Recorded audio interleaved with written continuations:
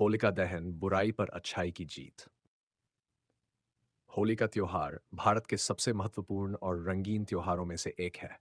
ये न केवल रंगों और उल्लास का प्रतीक है, बल्कि ये बुराई पर अच्छाई की विजय का भी प्रतीक है।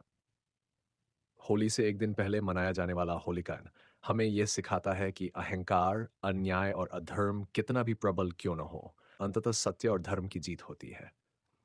ये कथा भक्त प्रहलाद और उसकी दुष्ट दुष्ट बुआ होलिका की कहानी से जुड़ी हुई है। राजा हिरण्यकश्यप का अहंकार। प्राचीन काल में एक शक्तिशाली असुर राजा हिरण्यकश्यप हुआ करता था। उसने कठोर तपस्या करके भगवान ब्रह्मा से वरदान प्राप्त किया था कि उसे न कोई देवता मार सकता है, न कोई मानव, न दिन में, न रात में, न घर के अंदर, न बाहर, न किसी अस्त्र से, न किसी शस्त्र से। इस वरदान के कारण वह अजेय हो गया और उसने स्वयं को भगवान मानकर पूरे राज्य में अपनी पूजा अनिवार्य कर दी। लेकिन उसके पुत्र प्रहलाद ने उसकी आज्ञा नहीं मानी। प्रहलाद भगवान विष्णु के अनन्य भक्त थे और दिन रात उनका नाम जपते थे। ये देखकर हिरण्यकश्यप क्रोधित हो गया। उसने प्रहलाद को समझाने की बहुत कोशिश की, लेकिन प्रहलाद अपने पथ से विचलित नहीं हुआ। हिरण्यकश्यप ने कई बार उसे मारने की कोशिश की, लेकिन हर बार भगवान विष्णु ने उसे बचा लिया। होलिका की कुटिल योजना। हिरण्यकश्यप की बहन होलिका के पास एक जादुई चादर थी, जिसे पहनने से अग्नि उसे जला नहीं सकती थी।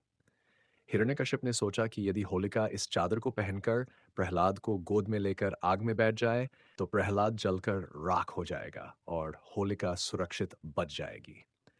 योजना के अनुसार होलिका प्रहलाद को गोद में लेकर अग्नि में बैठ गई। लेकिन जैसे ही आग जलने लगी, तेज हवा चली और वह जादुई चादर उड़कर प्रहलाद के ऊपर आ गई। परिणाम स्वरूप होलिका जलकर भस्म हो गई और प्रहलाद सुरक्षित बच गया। होलिका दहन की परंपरा। होलिका की जलने की ये घटना बुराई के विनाश और अच्छाई की जीत का प्रतीक बन गई। तभी से हर वर्ष फाल्गुन पूर्णिमा की रात को होलिका दहन किया जाता है। लोग लकड़ियां और उपले जलाकर एक विशाल अग्नि प्रज्वलित करते हैं, जिसमें पुराने दोष, बुरी आदतें और नकारात्मकता को समाप्त करने का संकल्प लिया जाता है।